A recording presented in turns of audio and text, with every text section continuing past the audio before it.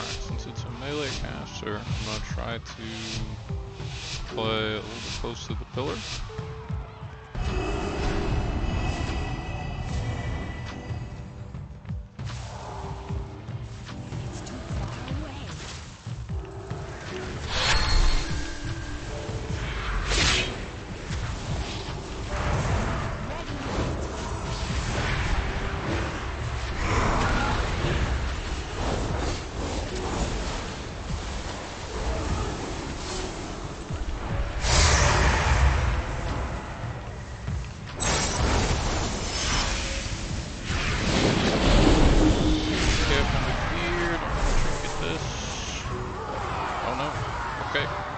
Guess I had to.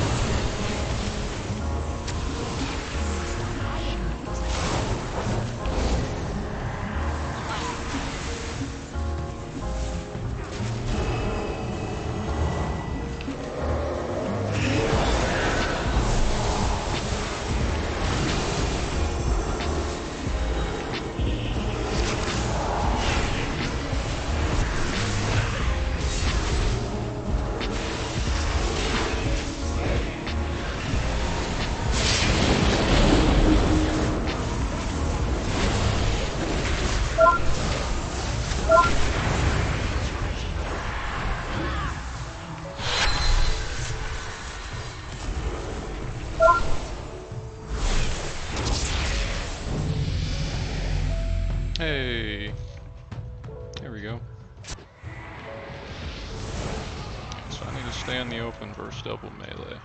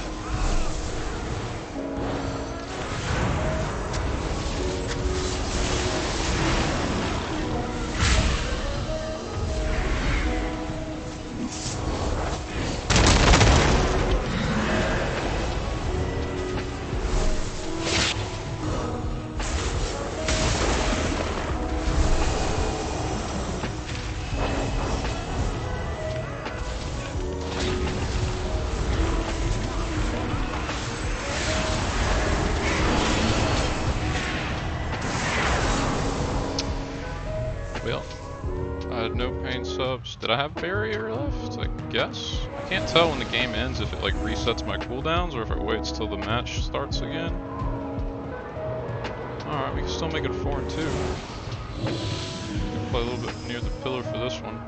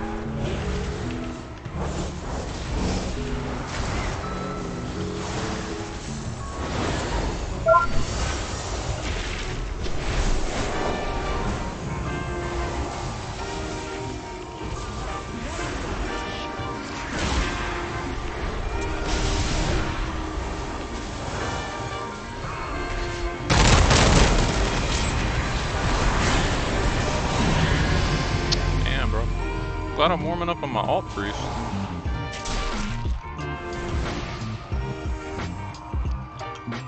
what am I not? I gotta run it back and see like what is it that I'm not using? I'm still left it.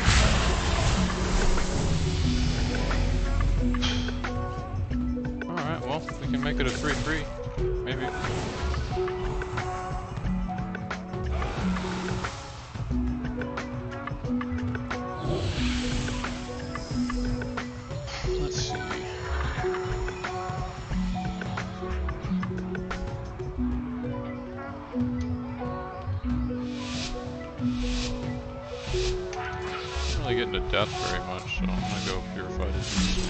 That'll help versus the DK. Let's see.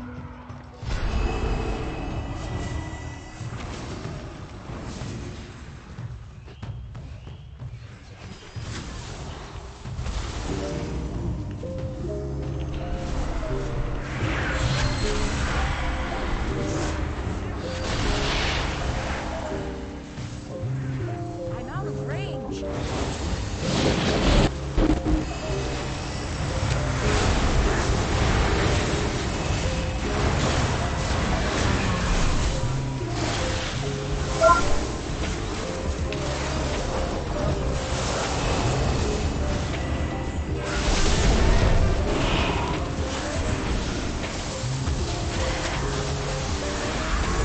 Like all their bursts, they're going all in, so I'm just respecting the cooldown. Got the free sphere.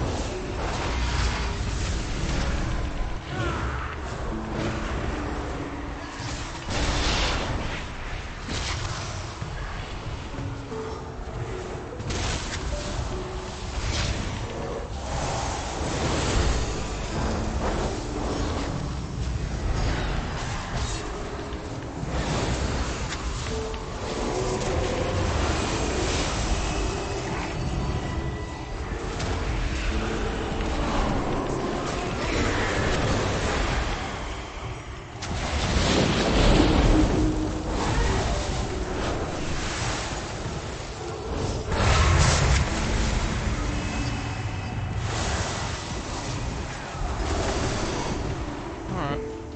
4 and 2, I guess. So.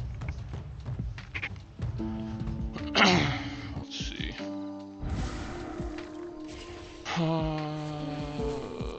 Let's look at overall. Look at overall CC received. So I got crowd controlled a lot more. I mean, not a lot more, like 7 more times over the course of 6 matches.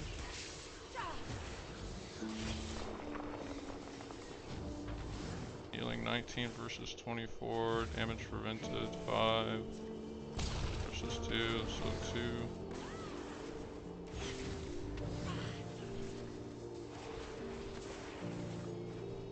Did 26 versus my 20, it's about the same healing.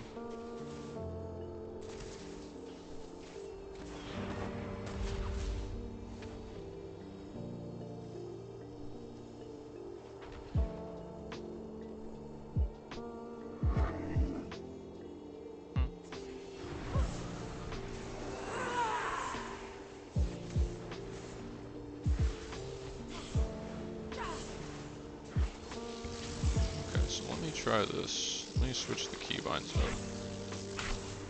Let's go. I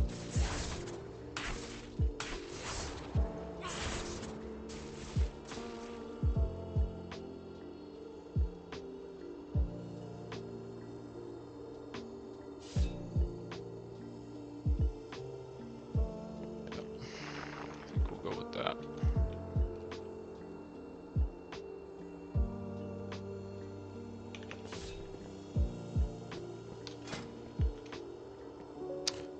Purified Disease, like if I need to up the mind control more, I guess or up the CC more. Let's try mind control.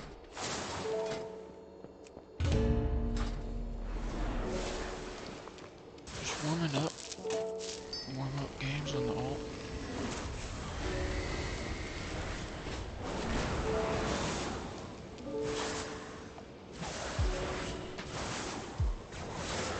match was pretty even overall.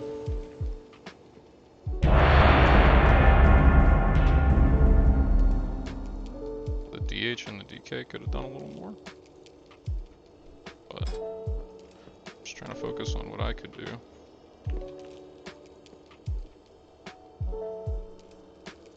I did more damn.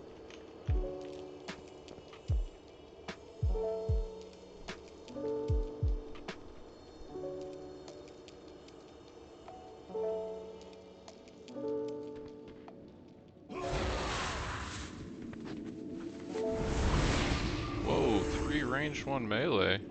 Is this guy survival? Nice beast, man. 3 range.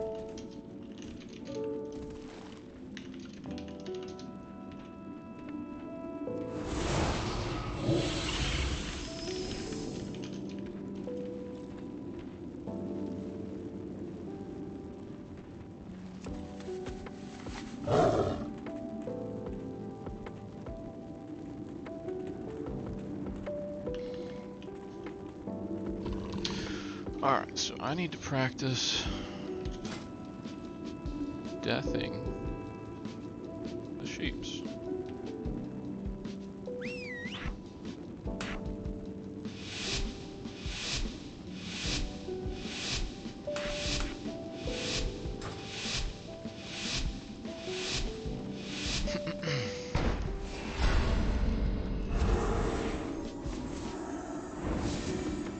It's too far away. Alright, I'm not pushing in versus that. I need to get closer.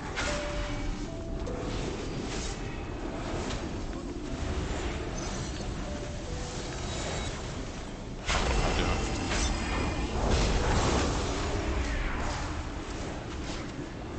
I'm out of range.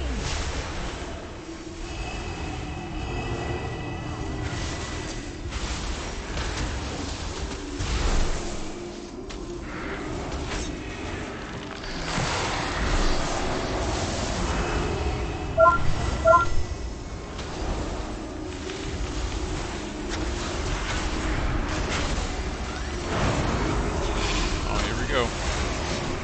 Does this one break? Question mark.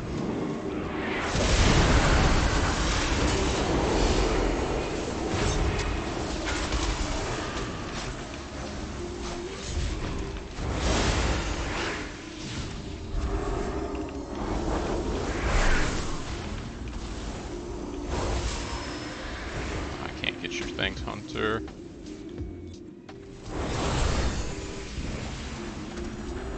Oh, warrior, you're so deep.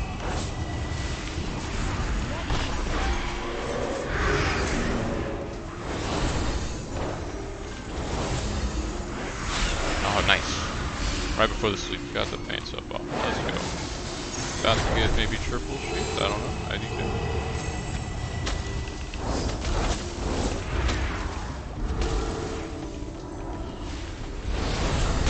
nope, here we go.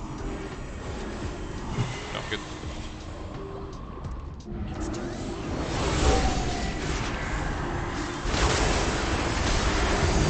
Cool. Well, I didn't death anything, but I lined it.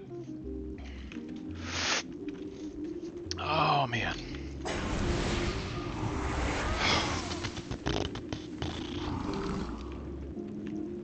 I need to like go duel a mage for an hour and just have him sheep every time DR is off and just practice.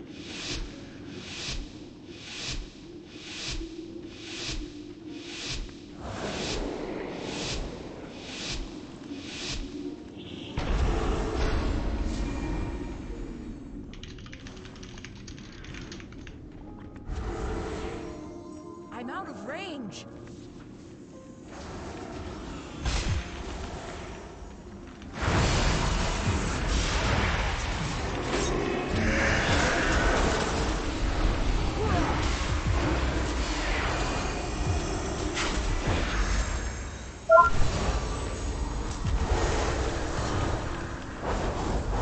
Come out of that, brother.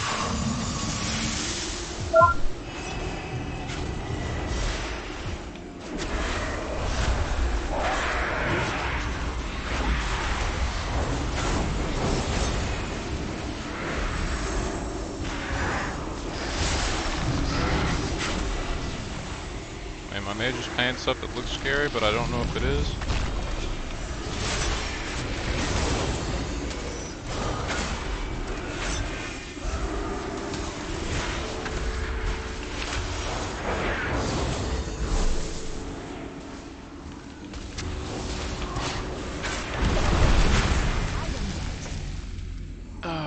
Mage got like full mooned, I guess.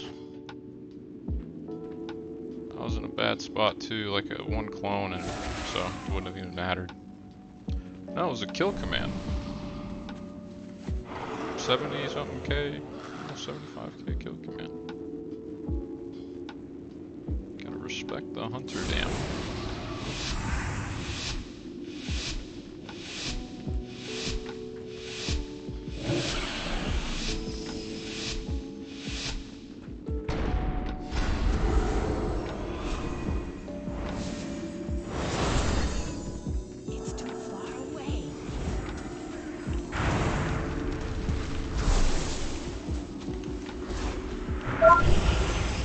Oh my god, I keep fucking up with these new keybinds. Oh, this is not good. Fat fingered my fucking... I'm out of range.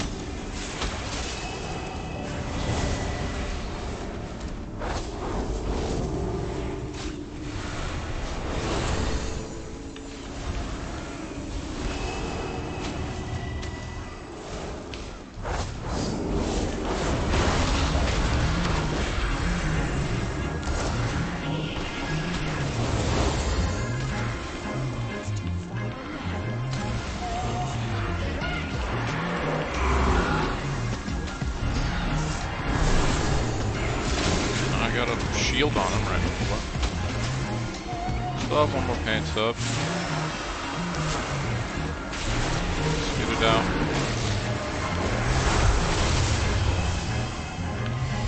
Alright, do some damage before this next trap. Oh, here goes the sheep.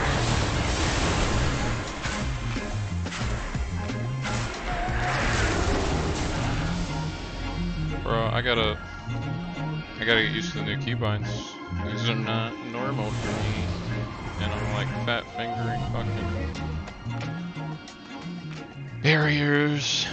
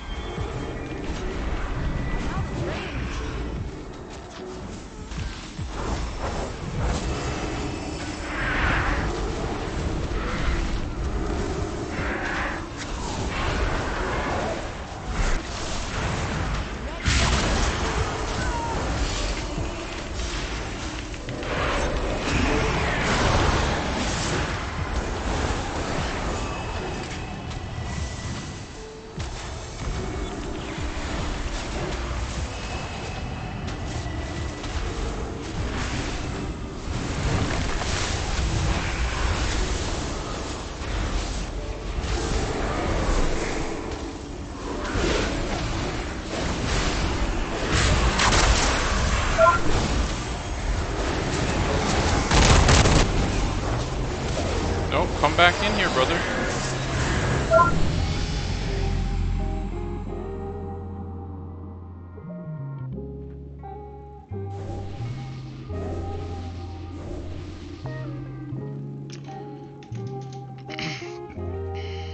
Just getting used to the keybinds. Maybe I can pull out a 3-3 here. I swear this is gonna be more convenient though. I'll get used to it.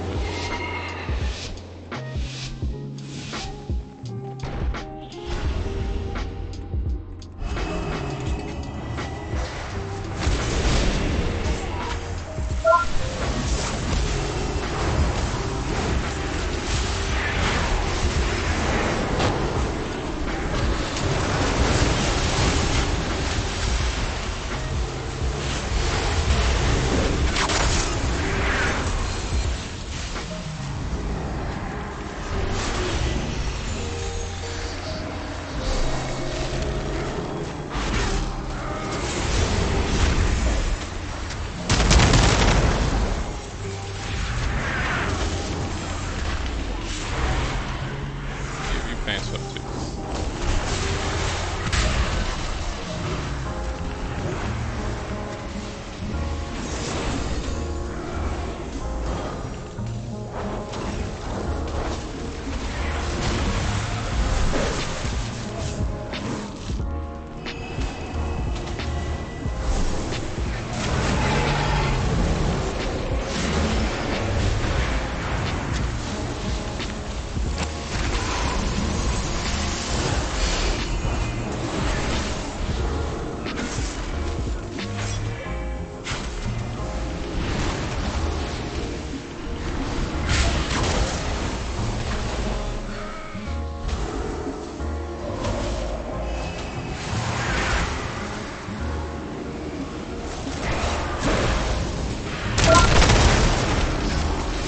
Nothing for this, brother, but you ran out of my barrier.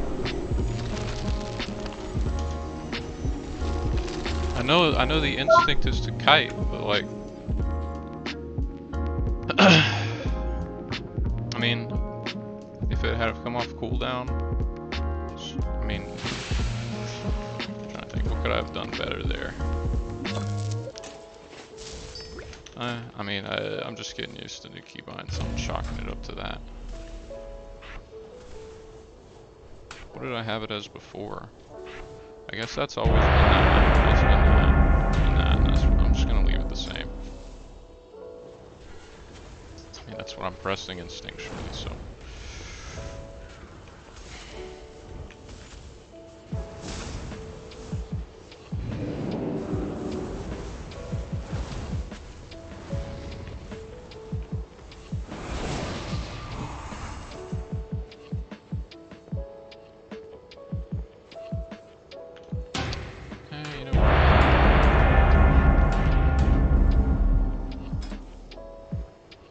We're gonna keep at it. I'm on my alt priest, so it doesn't matter.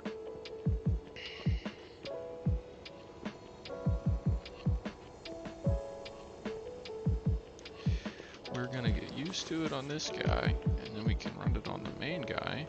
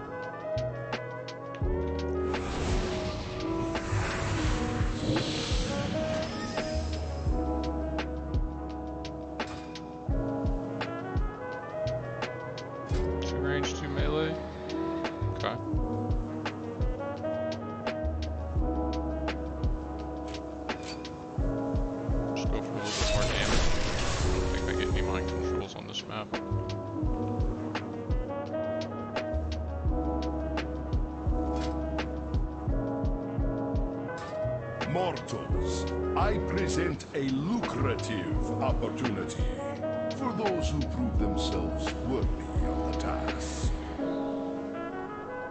Many in the cartel are wagering on who are the greater combatants. Care to influence the outcome?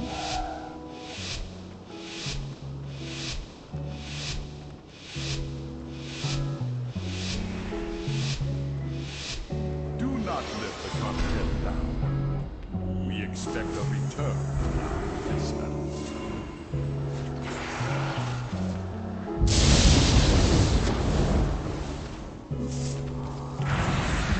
Victory is clear.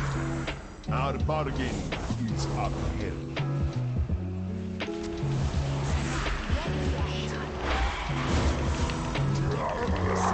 No matter who wins, we profit. Victory is clear. Our bargain is upheld.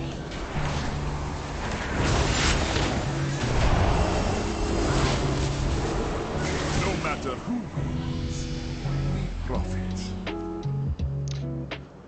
I'm still fat fingering. It's wrong. Oh, that was like a fluke.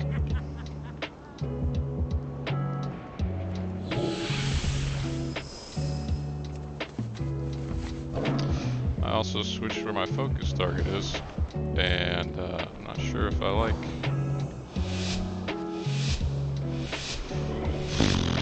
We'll see.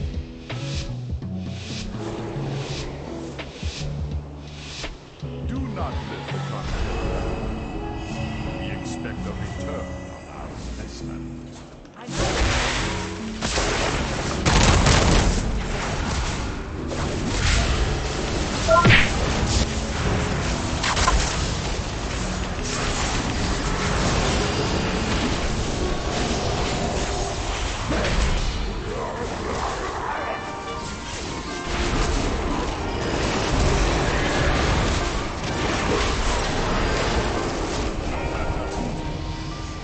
Well then.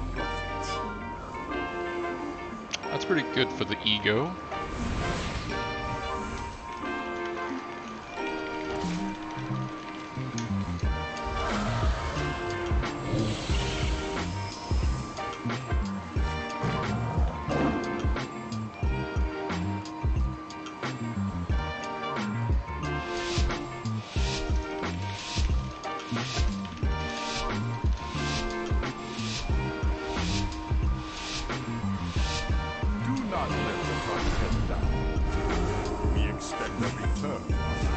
This might be their free win. Just might. My guy's real deep. My guy's in so deep. Oh, I'm getting sheep for sure.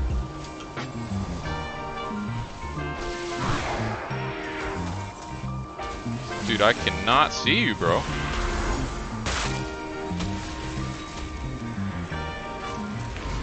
Oh, that's very good. That's very good for us. Loan me low. Thank you very much.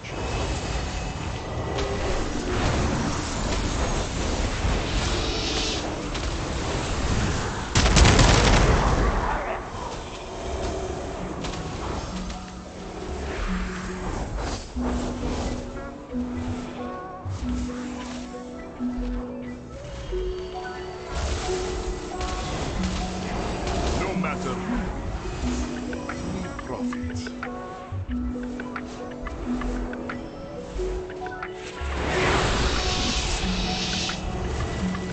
Oh, I'm going real aggro here.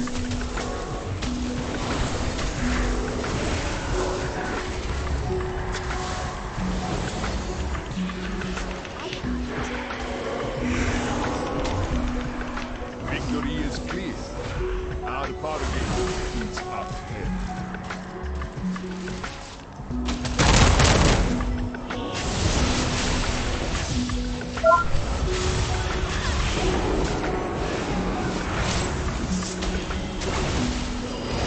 Oh, I didn't have death.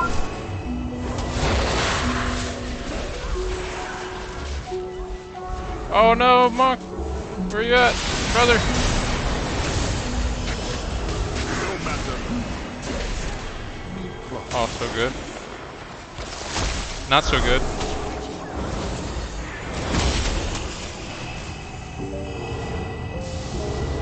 I'm out of range.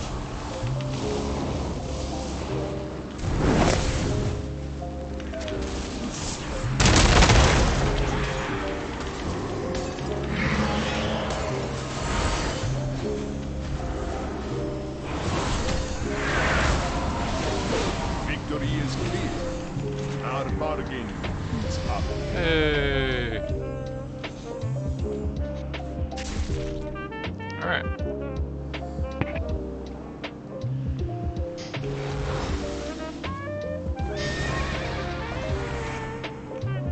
Why is my death on cooldown when I go to death sheets?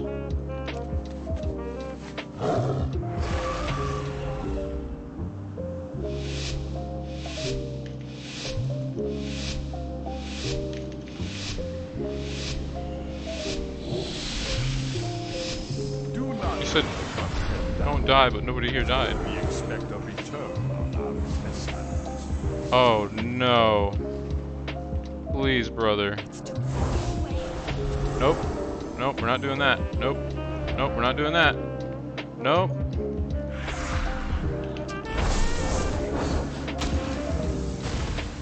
It's too far away.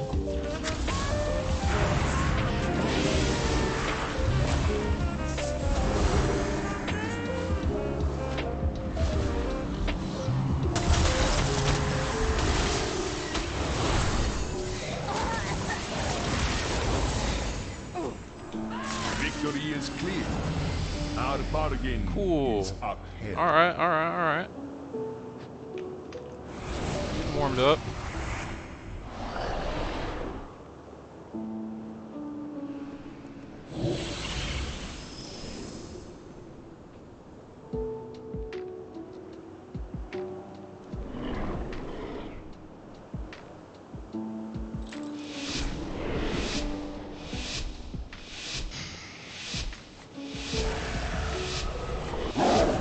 Just now noticed that Hunter's running adept. Do not let the continent down. We expect a return on our investment.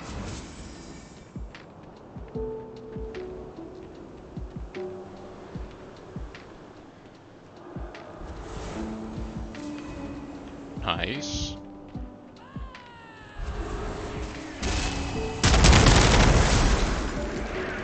You got pants up, we're good. We're good, brother. Victory is clear. Our bargain is upheld.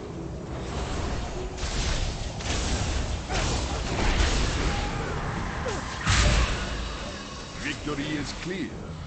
Our We're not good, bargain brother. is upheld. We are not good.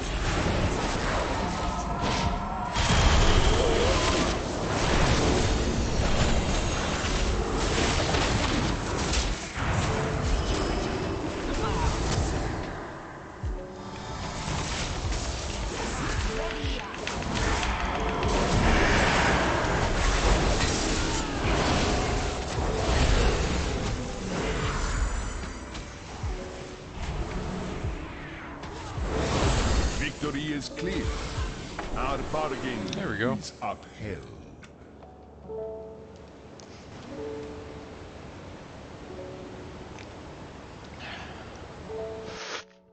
Okay.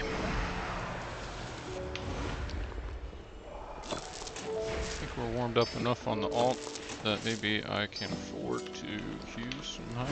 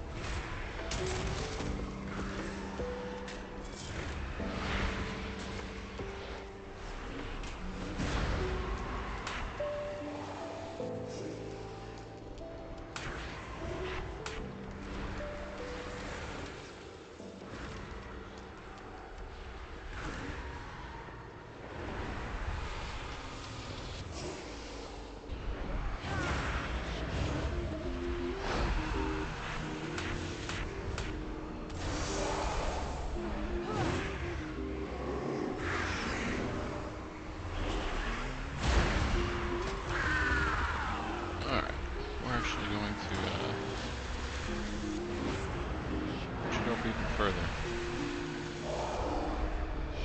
The risk of losing more due to keybinds, but I think this will be better. Might do it this way.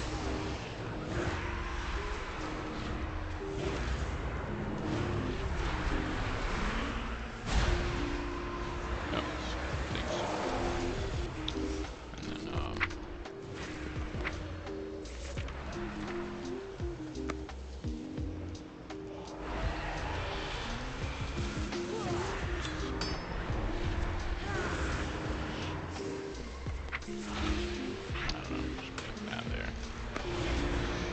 filled in.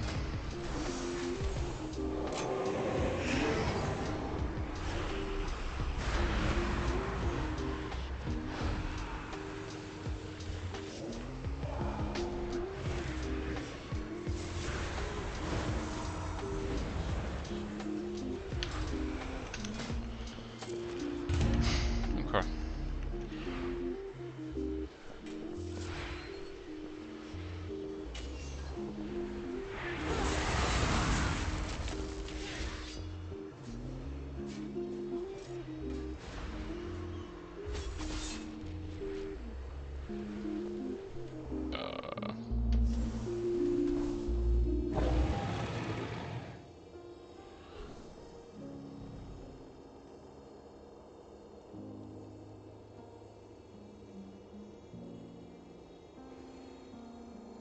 Okay, well.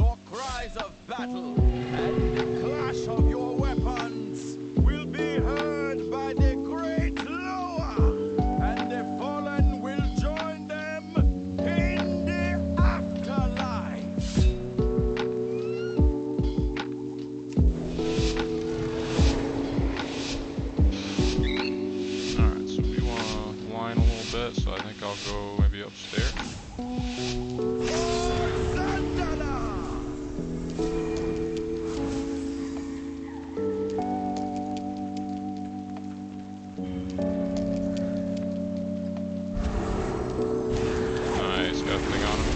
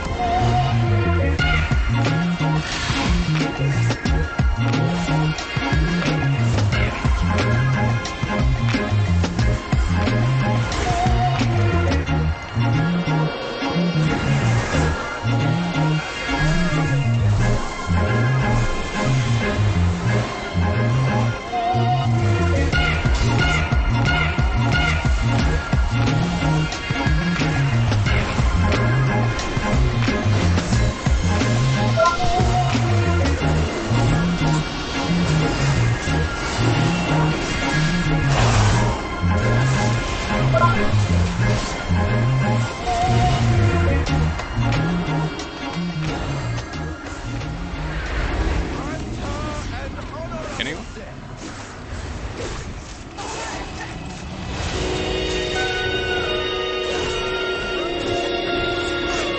Oh, I'm dead, bro. I used everything. I must have fat fingered paint somewhere in there.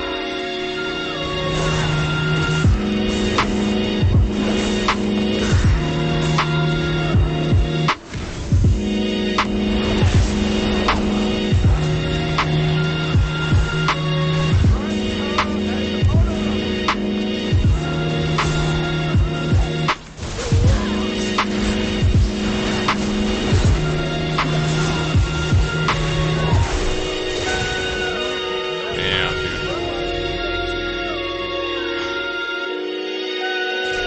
Well.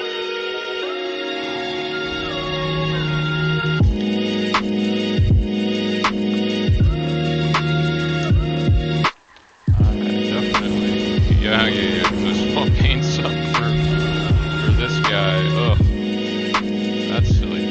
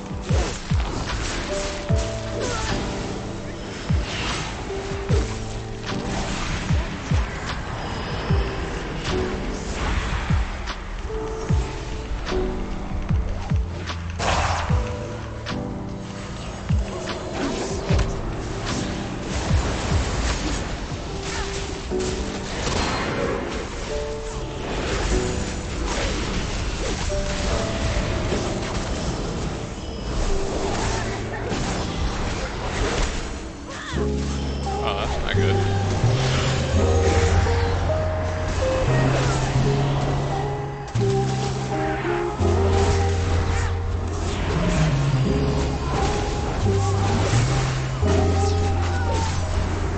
What in the fuck is going on? That's my last paint set, boys.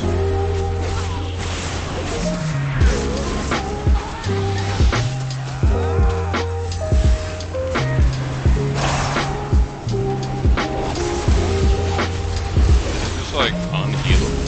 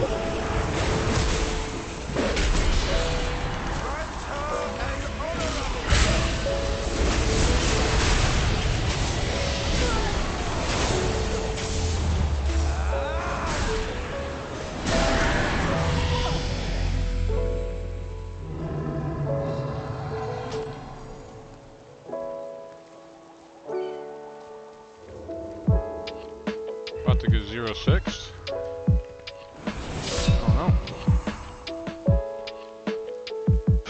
This team's doing well. They're training the priest. I mean, that's what you ought to do if your team can't peel. Did I break CCs? I'm just breaking Frost Novas, I guess. Not bad.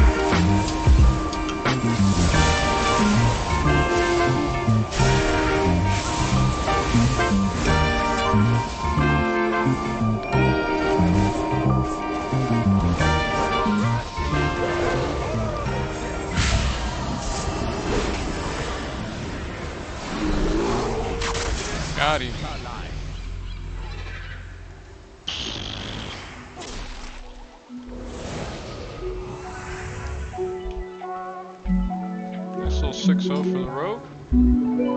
Glad y'all are getting some changes on Tuesday.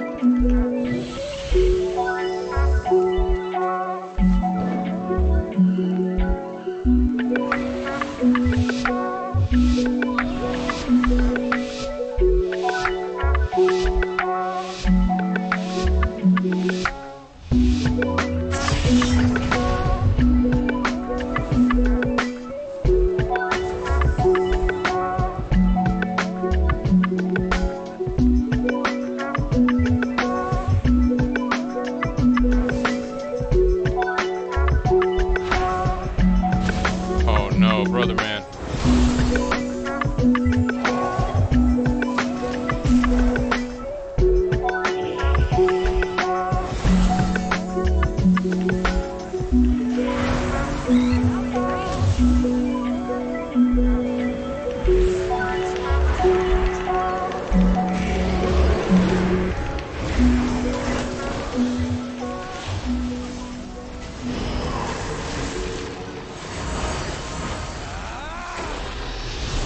Is he just gonna solo?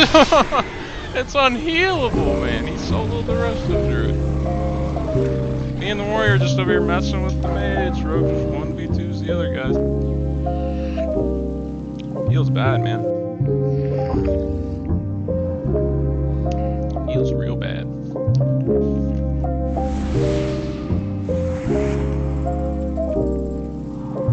And like, I have no cure poison to get away. All I have is my fade. Maybe versus rogues, I need to run the fade cooldown. That might be it.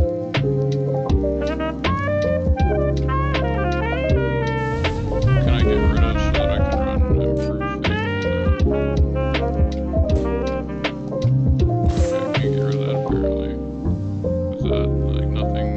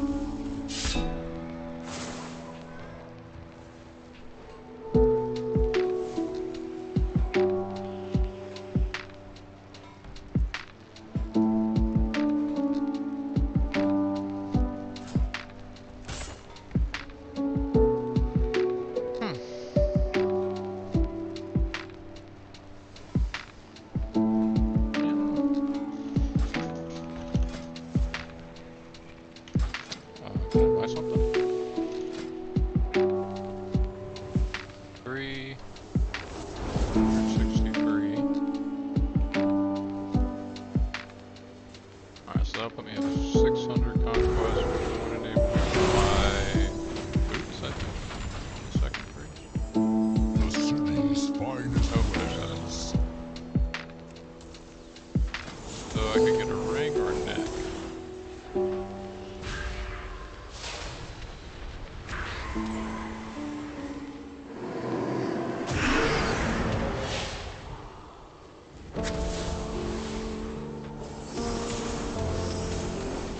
This guy.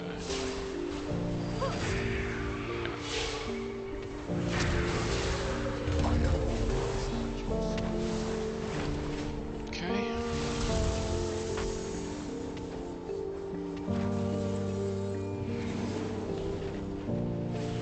Oh, hey. Is that Namaru? What's up, dude? I don't have any way to know if people are still in here. Probably going.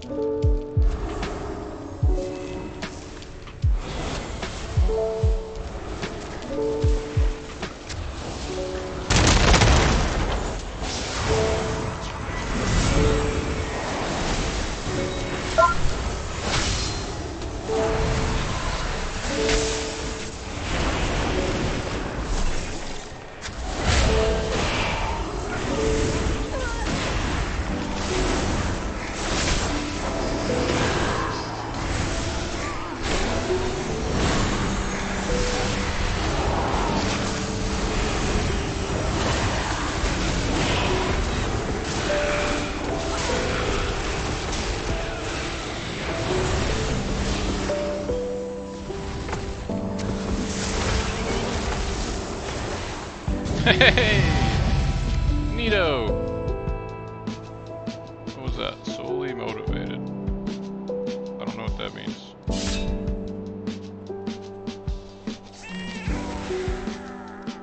I did something. 50 rounds on this priest. Cool.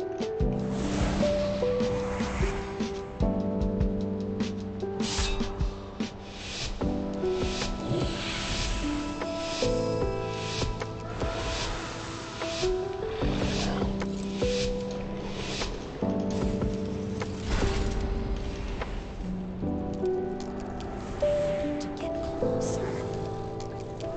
Oh, that's deep, warrior bud.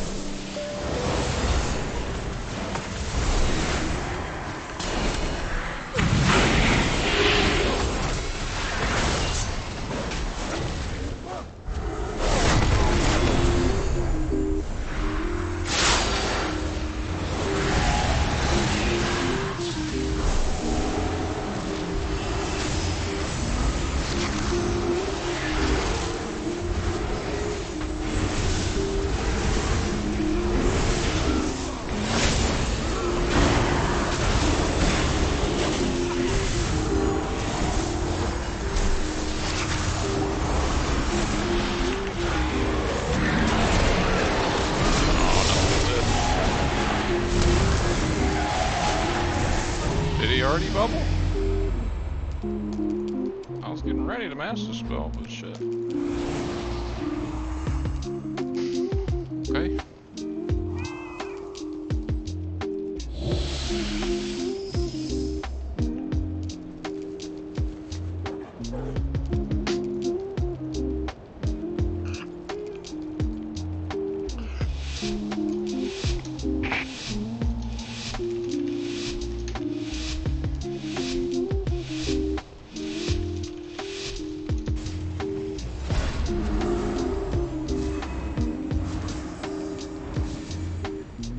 It's too far away.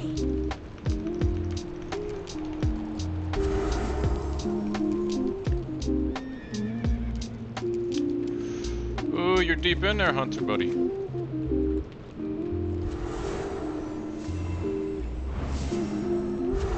Hunter friend. You got me real scared, brother.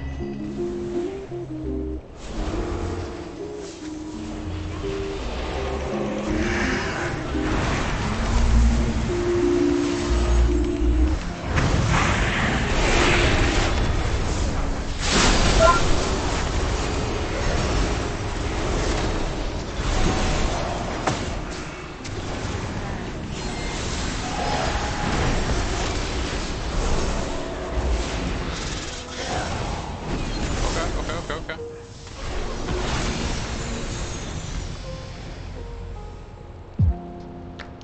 This hex no trinket. Kind of swapped him low. Maybe could have preempted that hex.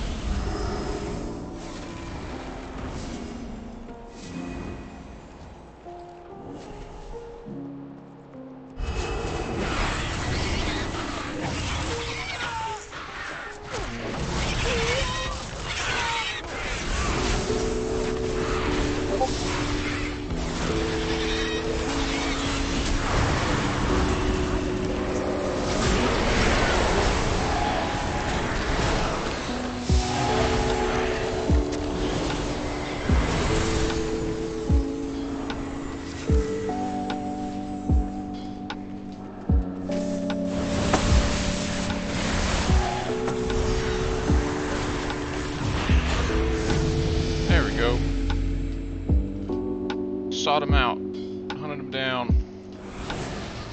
The maps where I can actually get fears, I think.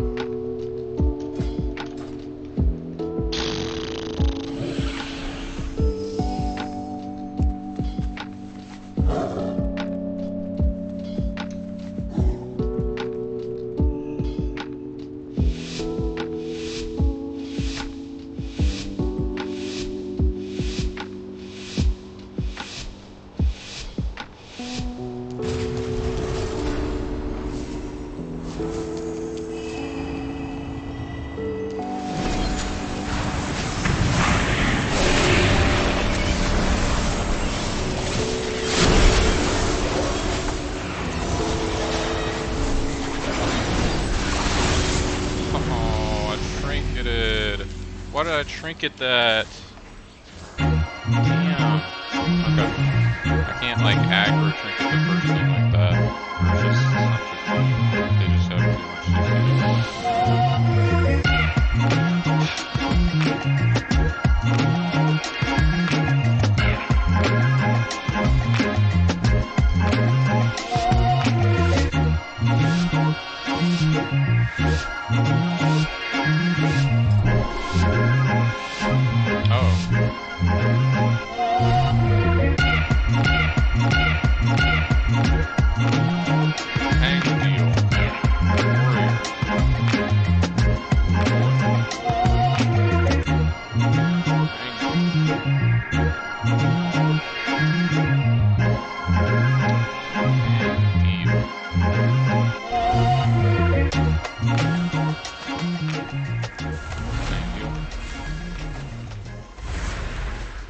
Wasn't having fun, I guess.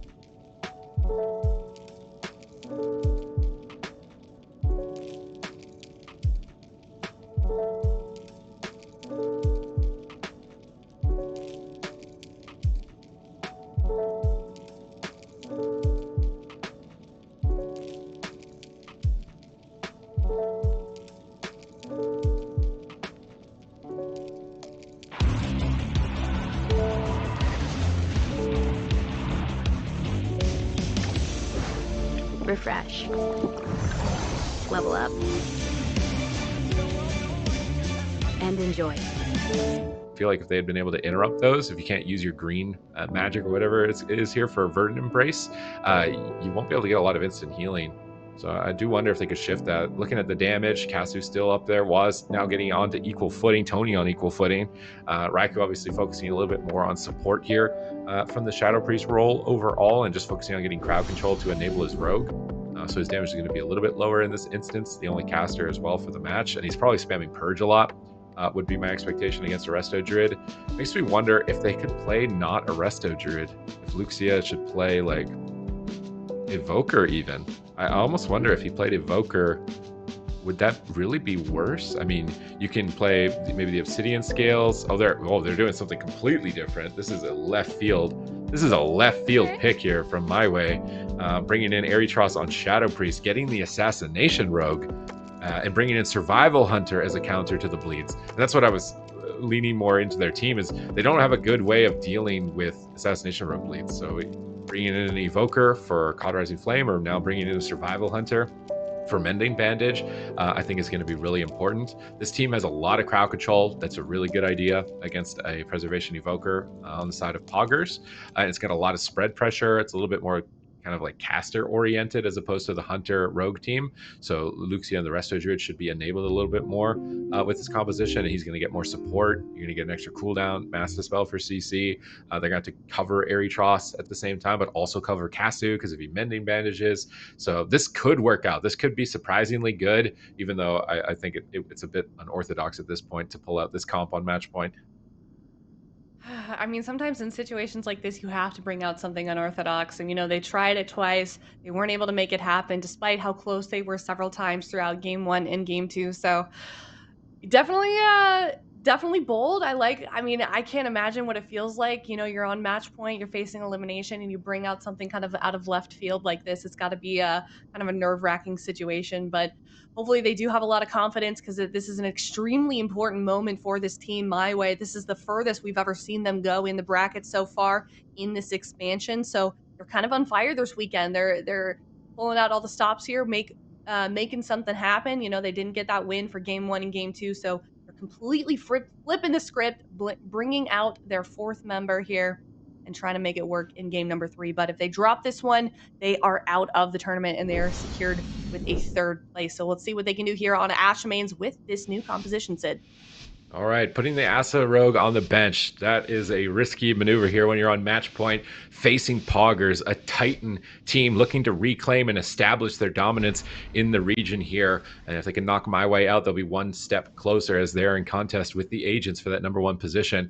Raikou staying far in the back here, just trying to maybe buy time for a sap, but they're just going to get combat here. Trade with the Shadow Priest in midfield. Kasu's immediately going to get in combat. Grip onto the stun here, and now into a scatter shot. Massive pressure onto Raikou very early on, even just in such a small crowd control chain, but now Waz has joined the fight. They're going to stun Waz and swap to him. Big swap over onto him. Met trying to get ready for it. He's going to use time dilation. Is that going to be enough to stall Kasu into a kidney shot? Luxia is actually sitting through a blind right now into a sap. It's really greedy to try and sit through blind sap as a Resto Druid. Your hots just get all stripped off, but if he can manage to do it, they'll be really far ahead. Kasu going to be using the stone form here, removing off the death mark. That's huge value. This is such a good trade for my way. If they can recover from it, is Luxia is going to be able to keep Kasu up. He's in Tree of Life. He's got Iron Bark. He's powering up. And he's got Kasu stabilized. They survive blind. They survive Deathmark. I want to see my way play so aggressive right now. I almost want Luxia to just run and spam clone. But they actually have to Void Shift. The bomb gets huge pressure there as it line of sights the heals. There's a Side Fiend down. Kasu is still low. Erytros is still low from the Void Shift as well. Erytros gets interrupted.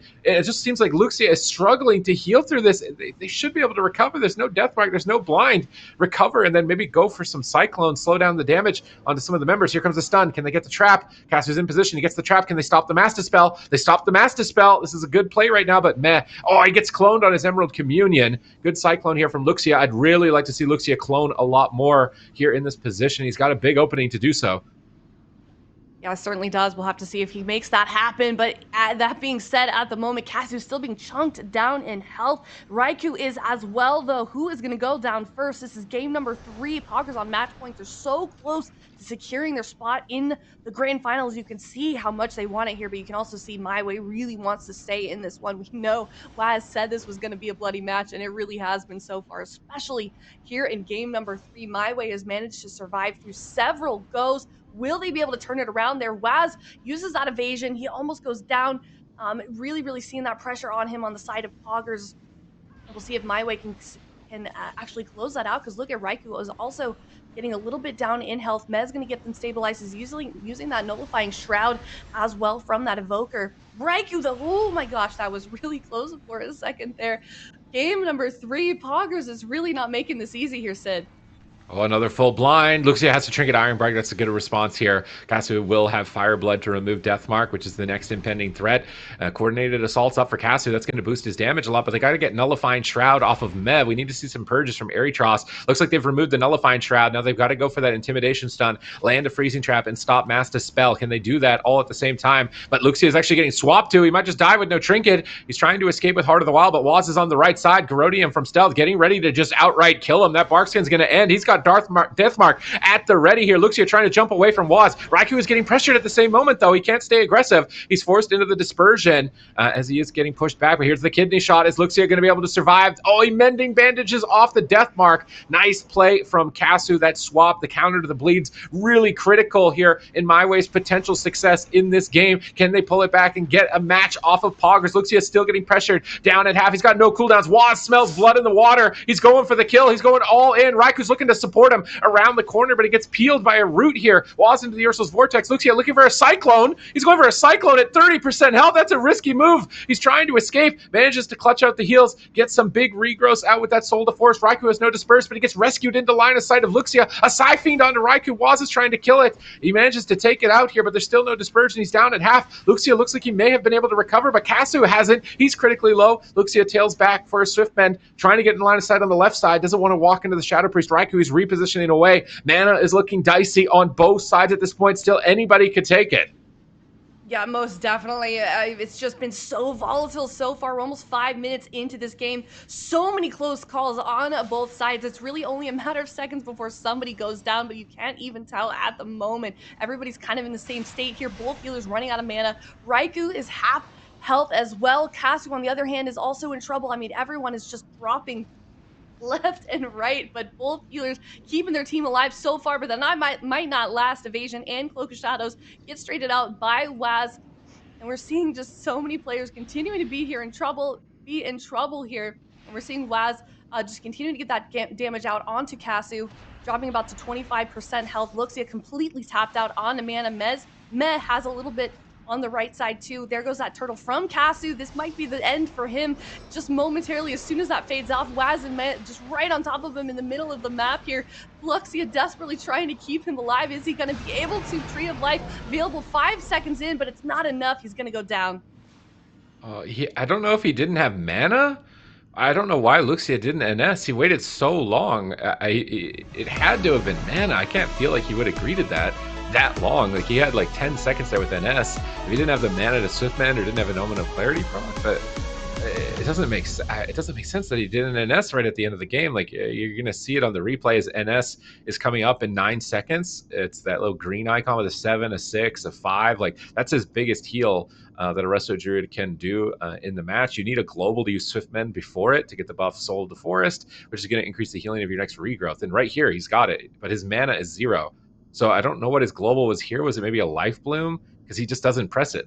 He goes for a casted regrowth. He must not have the mana to Swiftmend, or it must be on cooldown. Because I can't believe he didn't. Like, he activates it here right at the last second, but Mez flying through with Deep Breath, going for the kill, even with 0 mana and his rogue at 30%. Both teams taking some big risks here, but Poggers are definitely leveling up here in cup number 3. They're not letting their poor results from previous cups get to them whatsoever. They've been preparing some pretty nasty comps, some nasty strategies, and really bringing the aggression here in the series so far today on Championship Sunday. And they're going to make the grand finals quite a fireworks display. Yeah, they definitely will. They're gonna have to go and face off against the agents. But before we move on to talking that about that one, I mean, my way, what a show for them this weekend. I mean, obviously that last series kind of rough, 3-0, but I don't feel like the score reflects how well they did play. You know, they were up against a really strong team that obviously was difficult for them, but they tried a new comp at the end there. I mean, what do you think about that one, Sid? What do you think would have happened had they maybe played that in game number one? I think the small mats probably get worse for it, but it didn't seem that bad. It seems like a good comp to enable a Resto Druid against an Assassination Rogue, because you have the Mending Bandage, which is normally like a checkmate position. You just like, oh, I don't have a trinket, I'm just dead to the Rogue. But with a Survival Hunter, you're not just dead to the Rogue. Shadow Priest bringing you support and helping you out a bit. It seemed like an all right comp, honestly, if they can work on it in these situations.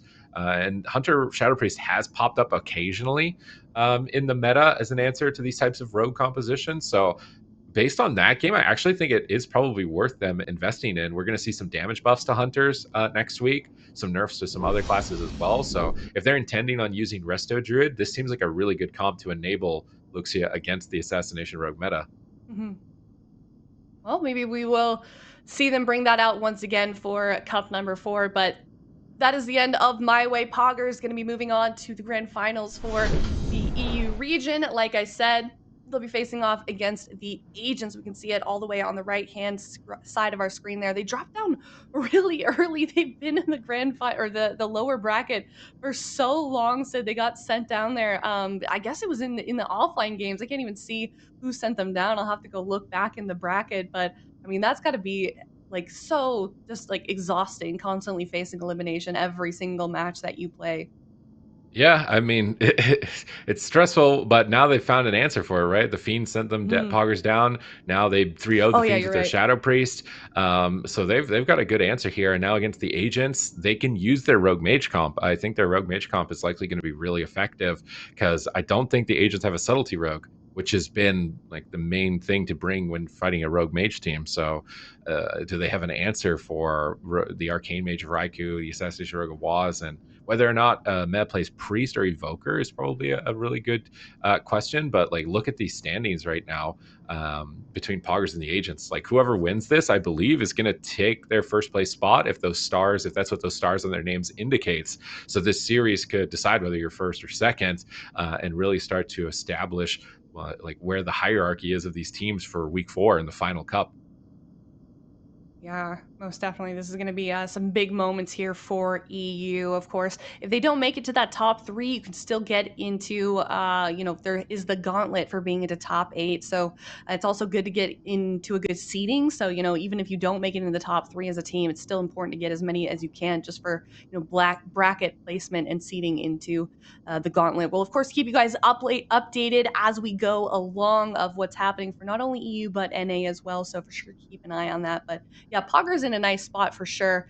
And then we'll see. We'll see if they kind of just hoard more points as we move forward here into the grand finals, or is the agents going to get a little bit more and kind of meet them up in that first place spot? So we'll certainly see. But we are heading to a break before we do get to see the grand final. So for sure, be sticking around because this is going to be an explosive match. Sid, I don't know about you. I think this is going to be a good one here. This definitely could be the most crazy finals that we have had because these teams are rivals for such a long time. I feel like Yeah. Zeepai has been going up against Waz for like an eternity, trying to take his team down in the finals. I can remember when his team actually won in the European regionals of 20. Let's say it was 2017, might have been 2018. They used Outlaw Rogue Mistweaver comp, Outlaw Rogue What were Mistweaver they called? Ellie. I don't remember their team name at the time. It was Looney at the time healing them. But they actually were able to beat Waz's team that time. And I remember the celebration because Walrix was also, I think, on the roster at the time, and he was trying to beat them too for so many years. So there's a long-standing Yeah. history between both of these teams, and they're so close and so tight on points that this match means a lot to both of them. Yeah, it certainly will. It's not for just points, of course, when so much is on the line. So for sure, be sticking around. We're gonna come back to it after the break. It's the Agents versus Poggers in the grand finals for Europe Cup number 3 up next.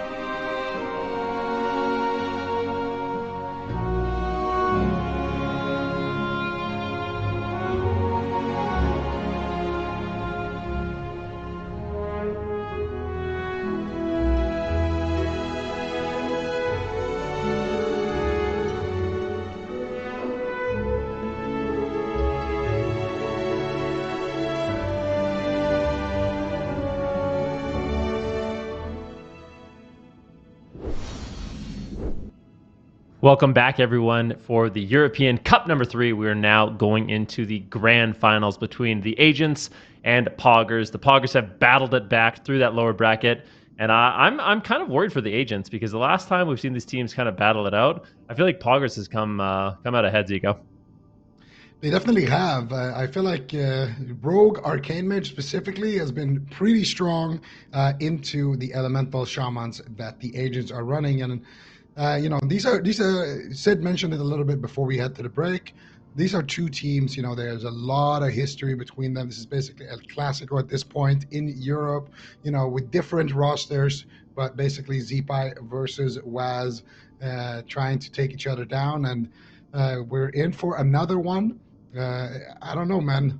I feel like it's going to be a rough one for the Agents compositionally. I feel like like Poggers, they've been looking extremely hot today, and also they have been incorporating some nice stuff. I think Raiku's going to have a chance now to be on his mage, and I feel like it's up to the Agents actually to have something specific kind of cooked up for this one, maybe something that we haven't seen before. We'll just see what they decide to do. What can they do? I really wonder. Obviously, they have Brunhilde on the Rogue, Mercy on the Warlock, Zipai on the Elemental Shaman, and Asgarath. I think Asgarath's going to be pretty important here. We've seen kind of in the past that the Resto Druid has struggled into the Arcane Mage and the Shadow Priest, especially when you have the Evoker kind of backing him up with all those offensive dispels. So I'm really curious to see what they do end up running in the blind pick. Keep in mind, this is going to be a best of 7. So there is an opportunity for these teams to kind of feel each other out, play some different compositions, experiment, see what you can get done on different maps. And I think that's kind of important because both of these teams do have lots of different compositions that they can run. However, I think for Poggers, their comp is going to be very obvious. I do think they will be playing the Arcane Mage Rogue and likely the Evoker. And for the Agents, they got to get some cooked up. We'll have to see what they decide to lock in. And this is kind of interesting. This is interesting. I've been thinking about this because they've tried a lot of Ellie Rogue, and what happens every single time is that the Ellie just gets ran over. So I was thinking, well, what if they go, because obviously they can't go Ellie Lock, so what if they go Rogue Lock? And this is actually what they're going to lead with. So it'll be a little bit more tanky, but still there could be some cracks in the armor. I feel like Demo Lock specifically isn't as tanky as people like to think it is, but we'll see. Mercy is actually playing Destruction though. Now this is the NA meta coming into full fruition here in Europe. Let's see what they decide to do here. They're going after Waz with the kidney shot, and I actually really like this pick coming out from the Agents. Let's see what they can do here. They're going after Raikou right now, doing decent damage. Brunhilde getting disarmed. Waz all over Mercy right now, and it's gonna be Meh on that Evoker and Asgarath remaining on that Druid as well. So Meh is gonna have to go for those sleepwalks at some point, and he's been very, very critical for his team doing that. Raikou right now in a kidney shot, taking a lot of damage, and it doesn't look like Raikou actually is playing that Blink Stun. So Raikou probably going to be playing the Shimmer in this matchup. And Raikou dropping dangerously low. The Communion being forced out there as Meh was sitting through a Fear. Yeah, nicely done. I think for Mercy, this matchup could be rough. I mean, you're going to have Mind Numbing on you the entire game. At the same time, though, Raikou has to deal with the Assassination Rogue training him down. Kidney shot now on Mercy. Asgarath, how is he going to respond to this? There has been good pressure in this match so far onto Raikou, but keep in mind, with that Kleptomania, Asgarath can fall behind very quickly. Although, I do like Mercy on the Destruction Warlock. The main reason I like it is because it gives you so many different schools of magic you can play with. If you're able to just free cast fire, you're going to be doing lots of damage. If they decide to interrupt fire, then all of a sudden you can just chain fears. If you get interrupted on that, then you can actually go for Chaos Bolt. So there's lots of different schools of magic you can kind of work around, which gives you a little bit more freedom against all the interrupts that they have available. And pressure is immense right now for the Agents. Waz could just die. He's down to 10% health. He's on the run at the same time. Raikou is extremely low. Big Dream Breath coming in from Meh, but that was a lot of pressure. The Agents certainly looking good at that point of the game. Yeah, the Agents are still looking good in this point of the game because they have a blind. Meh has no trinket and no Emerald Communion. Waz also has no trinket. Here we go, full kidney shot. But Meh right now has those charges protecting him from being crowd controlled. So Meh won't be able to get blinded right now. But still, Waz is just dropping low here to Mercy on that Destruction Warlock, and it's going to be a swap over to Brunhilde. Raikou not able to do anything basically in this match so far. Not really able to get much going. Brunhilde now got a Cloak of Shadows. Now that Shroud is going to be fading on onto Meh, and they're going to be looking for that setup. Here we go. Asgraf goes for the bash, and they're actually going to try to chain it with a Cyclone. Asgraf actually decides against it, doesn't want to put that blind on diminishing return. Raikou finally finding a polymorph. Brunhilde could be in trouble. Meh trying to kite that blind, and there it is, full blind, full kidney shot. Here we go. Asgraf is there with the Star Surges doing tons of damage, and Waz will get absolutely destroyed. There was that moment earlier in the match, they forced out the Emerald Communion while they're going on to Raikou early on, and then when that communion is down, they get the full fear onto Meh, and I think Brunhilde saps him out of the fear, and that is what Meh has to trinket to save Waz. Then he goes for that shroud to kind of buy himself time, but it's just not enough. He doesn't, blind into it or anything like that. Just keeps his cool, trades out the cloak, and Brunhilde finds that win condition. Really well played game here by the agents, and I really like this pick. I think it's beautiful. The Destruction Warlock, like you said, it's kind of the NA meta. There's a lot of Destruction Warlocks, and I feel like it's gaining popularity. And even with some of the changes, it's even getting stronger. So I think it's going to be one of those specializations we see maybe have a little bit of a rise to power. We'll have to see how Poggers decides to react, but I was very surprised with the pressure that they had this game. Like I said, Mercy, he's able to get out a lot of crowd control on that Warlock. And it seemed like, normally when you're training a Warlock, you can shut him down quite a bit, but it just didn't seem like Raikou and Waz really had the presence in the match on Mercy to shut him down. And if you just leave the Warlock kind of open in the match, he's able to get so much done with fears and damage. And this is just such a beautiful setup at the end, like you mentioned, the full blind into the kidney shot. But just so many moments in the match where the Poggers was really on the back foot, and Agents was able to get a lot of spread pressure out. Yeah, and I really, really like that they're deviating, like they're going for the Destruction Warlock over the Demo, because the Demo Warlock, I really feel like Demo Warlock, their strength used to be that they're basically unkillable, but I feel like they've been hit with so many nerfs now that they actually are just, a sitting duck, more or less. They're scary when they have the Fel Lord up, and when they have the Tyrant, but aside from that, they really aren't that scary. And Mercy here, able to do a lot of work in this match, and I feel like because we've talked a lot about the mage spec, so we can see the last setup here once again. There's the full blind, and they get the kidney shot. No one has trinket. It's checkmate, and they have the damage to back it up. But I want to talk a little bit about mage specs here, because we've talked a lot in the past about like when to go shimmer, when to go for that blink stun, and I feel like if you're playing this matchup into a Resto Druid, basically this is what I've landed on when it comes to the shimmer versus regular blink and icy flows. If you're playing a setup where you're trying to win on pressure, you're trying to win on damage, and it's unlikely that you get CC, you just play blink stun, because all you're doing is present an extra target that they can pressure, and that's how they forced out that Emerald Communion. And Raikou, as you can see, that third talent on the class talent right next to that yellow icon, which is the blast wave, that is the shimmer, the one to the left of that one. So he's playing that, and I think he actually has to play ice flows in this matchups. As long as Asgraf plays the Resto Druid, you play ice flows and you just go for pressure. You just kite the rogue leaves you alone, he goes on your rogue, you answer pressure with pressure on the Warlock, and that's basically all you can do. A Klepto on cooldown, of course, shifting power to reset the Klepto.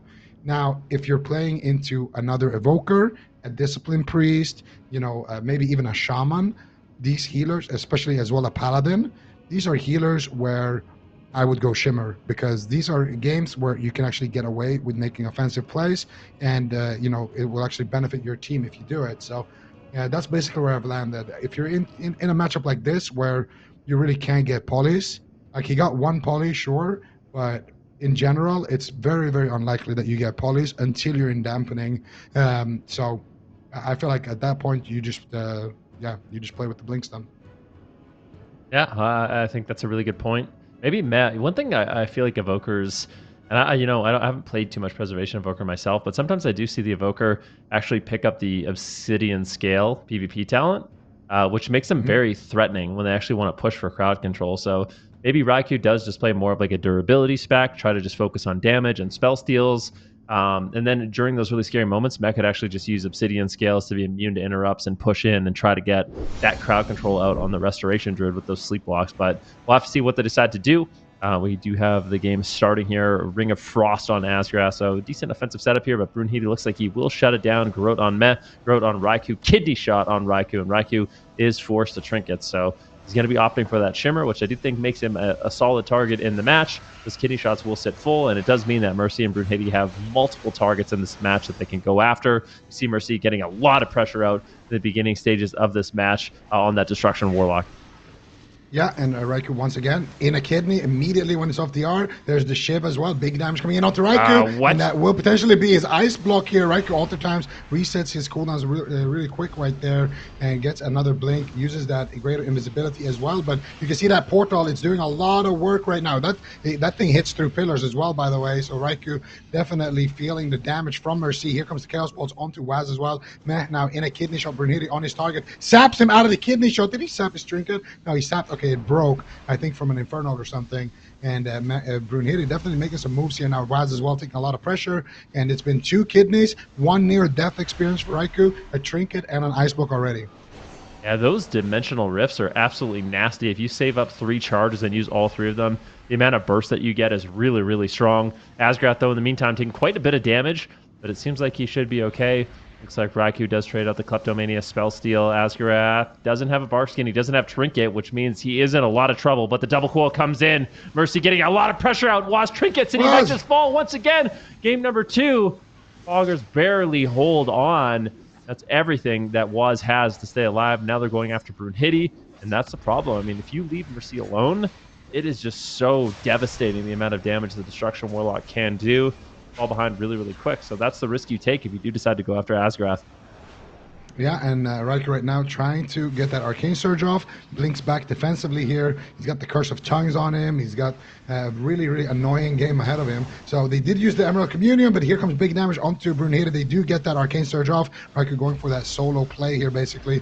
Getting a lot of damage, but once again, they don't have Emerald Communion. They don't have anything, basically, except their Trinket onto Matt. But I don't know if he has enough healing to keep his team alive right now. I would say the agents are looking pretty good, but Asgrath looking low on that mana. The Kleptomania definitely could decide the game. They do have that Fire Breath Klepto as well. Counterspell there onto the Sleepwalk of Meh, and here comes the damage now onto Brunhilde. Huge damage. Waz, what is he gonna do here as well? Ducks around, gets the kidney shot there onto Raikou, gets the disarm back onto Brunhilde. Brunhilde now following his target here, trying to go after Raikou, trying to make sure that he can shut this mage down, and Raikou once again going for that blink, gets the shifting power off. Brunhilde ducking back here with the rest of his team, and this means that Mercy is basically free in the match to do whatever he wants. Gets kidney shot here into a cheap shot onto Brunhilde, and Gareth now onto Mercy. Mercy finally forced to use, I think, a Healthstone in that exchange, and Raikou now getting to finally blast off Matt with a nice rescue me over on to Waz as Brunhilde does chase. There comes the Mortal card. There's a cheap shot onto Matt, and they do manage to force out his Trinket. Waz still dangerously low, might just go down here. Mercy defensively blinded, Trinkets out. Brunhilde in a kidney shot. Waz trying to stay alive with the Shadow Step, with the Vanish, with the defensive blind, with the plays, and Matt manages to recover him miraculously, but that was basically everything. And we are once again in that situation where Raikou has no ice block, and they have a full blind for Meh, who has no trinket, but Asgrath completely out of mana. Kidney shot right now onto Waz. There's only a little bit of time left here for the agents. Asgrath sitting down for a drink. Raikou, did he manage to shut it down before there was any recovery? At the same time, though, Waz taking a huge hit of damage. Matt completely tapped on mana. This is anyone's game at this point. Almost 20% dampening. This is the big damage coming in from Waz onto Mercy. Is he going to trade out the Unending Resolve? He does not want to greet it at this point of the game. Trades it out. Big Chaos Bolt's going to be landing here onto Waz, and they take him down. And it looks like Poggers will retreat. A kidney shot now onto Mez. Mercy's getting a little bit of pressure out, but Mercy might just fall. I mean, there's really not much healing left here for Asgrath. We see the Kleptomania Spell Steal. There's going to be no heals on a Mercy, but it looks like he is stable for the time being. Asgrath's just pressured so much that he really doesn't have a moment to breathe, and still, both these teams really lacking defensives, and anyone could fall. Yeah, and I think actually right now the agents are not looking too hot here. They find their footing on the side of Poggers. They've survived that dangerous situation. They forced out the cooldowns. They shut down Asgrath on the drink, but he does manage to get a little bit of mana. Gripping Waz back here. Brunhilde in a kidney shot. Raikou's free casting in the back line. Big damage coming out here, but it will be Waz actually taking the brunt of that exchange as Mercy lobs in the Chaos Balls, but he needs to be careful pushing in right now because he could be in a very, very scary situation. Emerald Communion coming out for Matt, restoring a little bit of mana and also picking his team back up. 24% dampening. Raikou has his ice block. He might need to use it here as he is getting blasted. Mercy getting counterspelled. West Shadow steps in, looking to get aggressive, but needs to be extremely careful as he does not have a single defensive aside from that trinket. Brunhilde now in a cheap shot. West Shadow steps back again into the fight, gets the kidney shot. Mercy trying to stay alive here as he is caught up in that kidney shot. Raikou, though, getting blasted on the other side by Brunhilde. It's a wizard race. Now, I think Raikou's going to be losing this one. Brunhilde, though, forced to go back here. Goes after Waz with the kidney shot. Waz trinketing out. Cheap shot onto Askeladd. Can they find anything? Waz dropping to 1% once again. This time around, I don't think he has the sheet def here to stay alive with, and he will go down. The agents up 2-0 in the grand finals. Askeladd getting that incarnation back with the Iron Bark there at the end, manages to get a couple of free regrowths, manages to get just the tiniest drink as well and get that mana back. And the agents, I can't believe it, they're up 2-0, man. This is one of those matchups that just goes back all the way to the Burning Crusade. You got the Rogue Lock versus the Mage Lock. Rogue Lock Druid looking really good here in this match, and you got to give it up to the agents. I don't even feel like Poggers played this one bad. They're just pressured so heavily, it can be difficult to actually chase Mercy. So there was moments in the match where they were able to connect damage, but Brunhilde doing such a good job with his saps. They forced out the ice block. I feel like Waz was just under so much pressure. It was difficult for him to ever really chase Mercy. And that's one of the nice things about having that Warlock on your team that is able to get out that much pressure is with that portal, with that where you're able to actually portal behind a pillar, it gives you a nice little positional advantage where the enemy team kind of has to cross the map, can take them out of position, and tell that's what kind of happened here to Waz, where he basically defied death. But now at this point, you were mentioning it was kind of a wizard race. Raikou was heavily under pressure. They want to go after Mercy. You can't really leave him free casting, but at the same time, Waz maybe gets a little bit too aggressive. And unfortunately, there's just not enough recovery here for mana. There's no mana. So I wonder if Waz kind of got ahead of himself there, pushing that deep at that moment. But maybe they felt the pressure of Meh being out of mana, and they really had to try to make a play and go for it.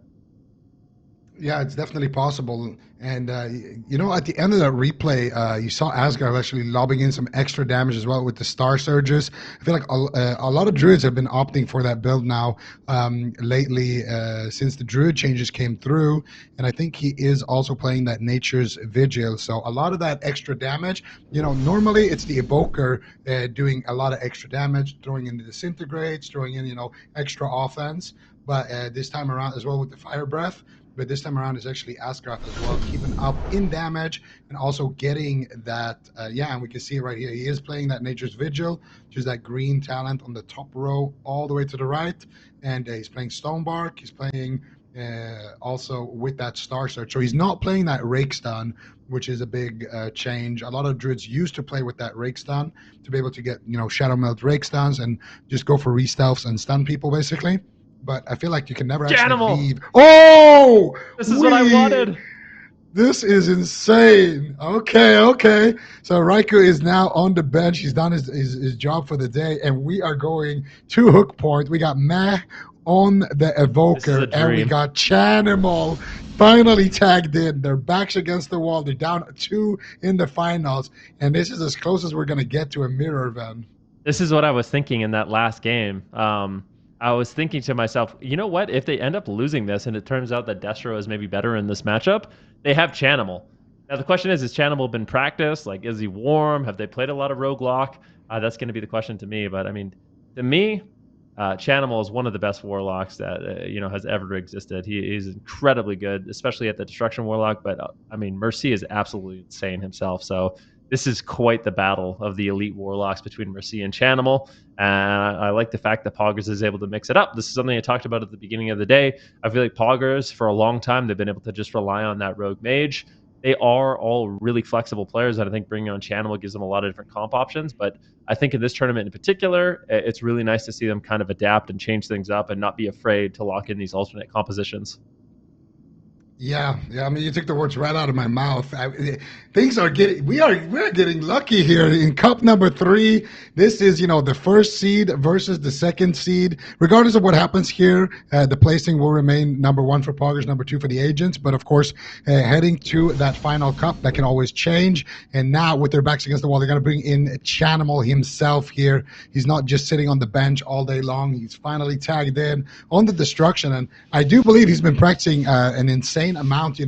Everybody on this team has an incredible work ethic, and Mercy as well. He's been playing every single Warlock spec. I always see him grinding, in threes, in solo shuffle, always looking for that next advantage. Very, very high drive for these players, and we are just blessed to get to see basically a roguelike mirror right now as the gates have opened. We are already in the game here. We got Mercy sitting through the first kidney shot, a little bit of pressure coming in. There's the double mortal coil, disintegrates coming out from Meh, already trinket on the blind by Asgarath there, and already I would say a little bit of an edge so far in the matchup here. Waz though dropping a little bit low, and Chanimal also getting that spell lock here, looking for the fears, looking for the crowd control. And if they can just get a sleepwalk here from Matt, they could potentially start forcing out some big cooldowns on the side of Poggers.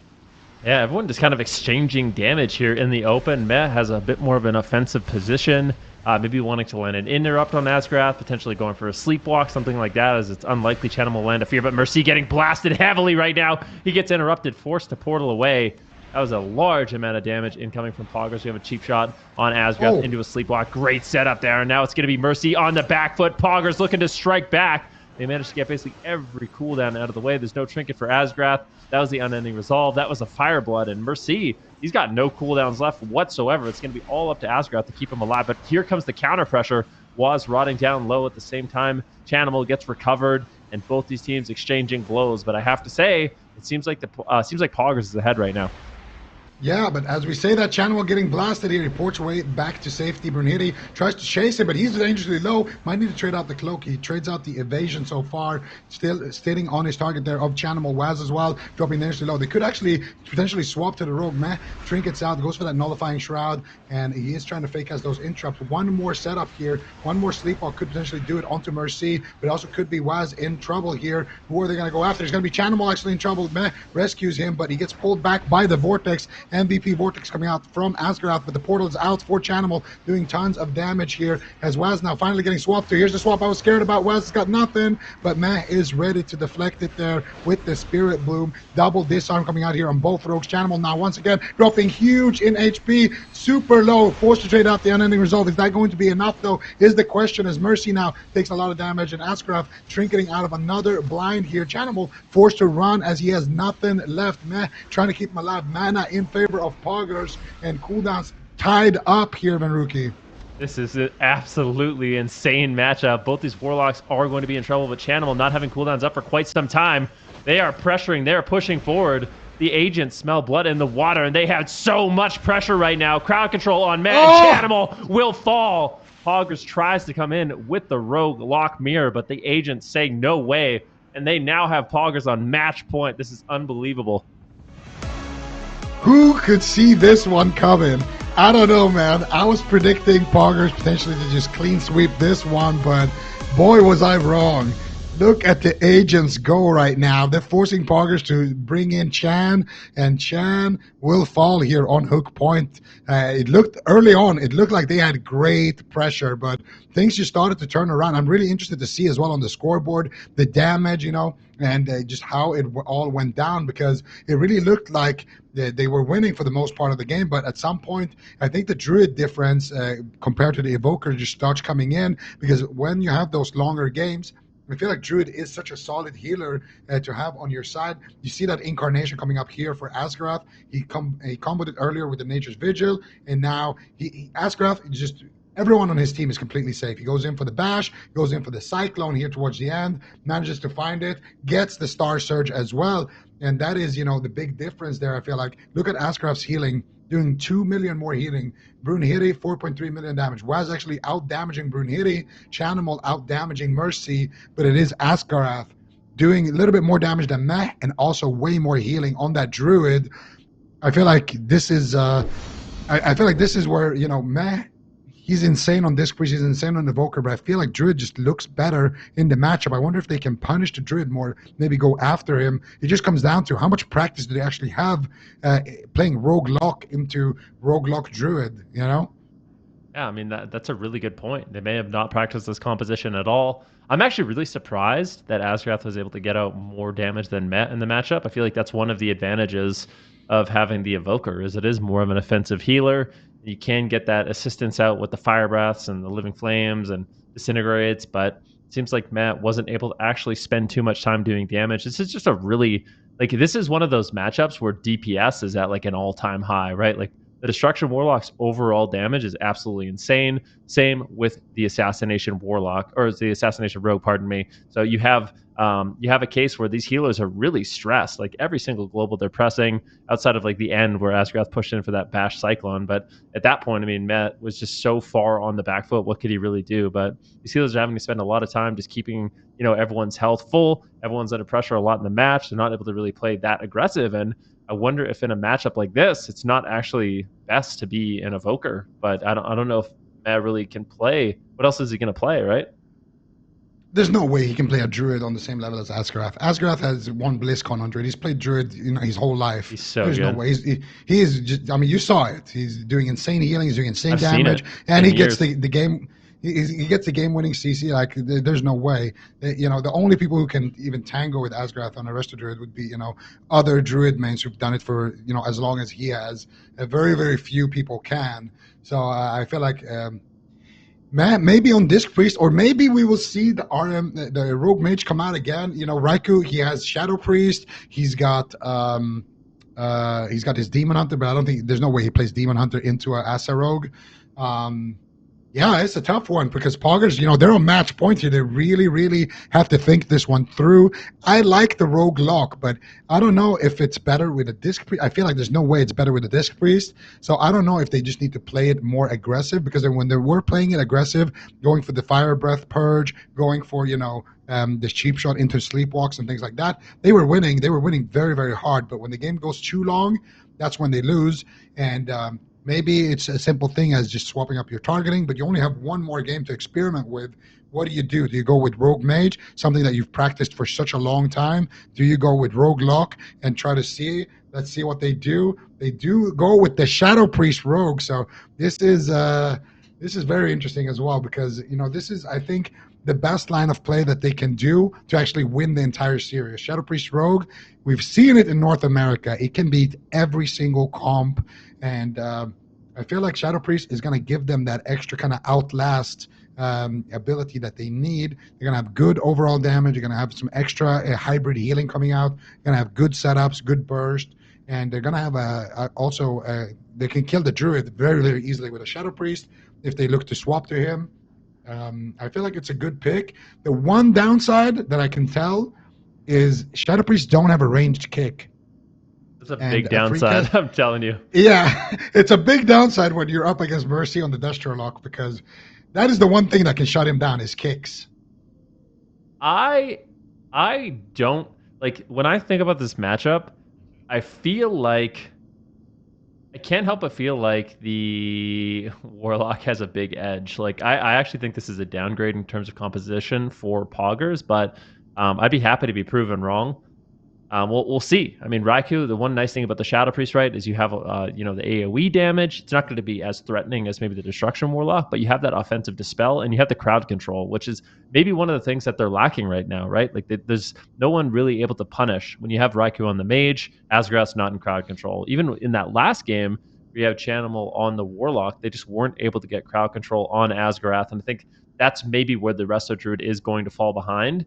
If we see Raikou push forward, you can get the Psychic Horror, into the Psychic Scream, into the Silence, and then that actually gives them the ability to get some setups in the match. So I think that's where Poggers might find an advantage. But if they can't actually push for crowd control, they can't find those setups, I feel like this match is not going to go well for them. Yeah, and that's the thing. It's just going to come down to how much Shadow Priest Rogue have they actually played. Because when we see Luminosity, for example, play it, it looks like they can beat every single comp in the game with that. But they obviously have the Paladin healer on their side, and they also have just insane synergy. They played it for a really, really long time. I feel like the Shadow Priest Rogue, when they played it earlier, it did look very, very good, but I feel like this is also a different matchup here, and it's going to be all about shutting down Mercy, and potentially those swaps to Askerath, just getting good pressure all around. Brunhilde is a good target. Everyone on the side of the agents is a good target, but if Mercy gets to do too much, he is absolutely going to be running away with this game. Already popping power infusion, big damage coming out here onto Brunhilde. Actually, Mercy already bled up. They do go for the CC chain here. There's the disarm. There's the full fear onto Askerath. They're pushing in exactly like you said, Maruki, and already getting decent pressure, but no major defensives being forced from Mercy or Brunhilde. Brunhilde though dropping quite low right there, but manages to stay alive without actually having to trade too much, just the evasion so far. And now it is Waz on the back foot, dropping quite a lot in HP here. Meh, trying to get that big Spirit Bloom, and does manage to recover him for now. Brunhilde now caught up in a kidney shot, but Askerath with the Incarnation should be able to keep him alive just a little bit.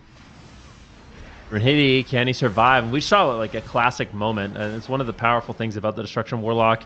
He casts Fire, Waz interrupts him. He casts Fear, he gets interrupted by Meh, and guess what the prize is for interrupting both of those? You get Chaos Bolted. So that's such a strength of the Destruction Warlock, is having these multiple schools of magic that are all very threatening at the moment. So it'd be difficult to shut that damage down, but at the same time, Assassination Rogues can really rip in to a Destruction Warlock, and this kidney shot could be absolutely devastating on Mercy. Is he going to Trinket? Looks like he won't. Big heals coming in from Asgrath. That's very surprising that they did not have to make any trades. That wasn't even the Iron Bark. I'm surprised they could do it. Big Chaos Bolts here on Waz, though. Does look like it'll be interrupted. Nice job there by Meh, moving in, not only getting the heals, but also getting those interrupts, which are very crucial for keeping his team alive. So Asgrath trinkets the blind. Also used his Tranquility there to keep Mercy alive. I think this is a swap Askerath position here. Waz has the Death Mark. They could potentially look for it, get some bleeds on the Mercy, and then swap over. But right now, Mercy taking a lot of damage here. Brunhilde is not making it easy for them. Can they push in and actually go for the game-winning swap, or will they just continue to go over to Mercy? Looks like they will go for Mercy here. They're pushing in. Once again, there's the Disarm Raikou looking for the Fear, but Brunhilde is slowing him down here, and they do get the Silence. Maybe looking for the Sleepwalk, but he's forced to pop the Emerald Communion as a result of that pressure coming out.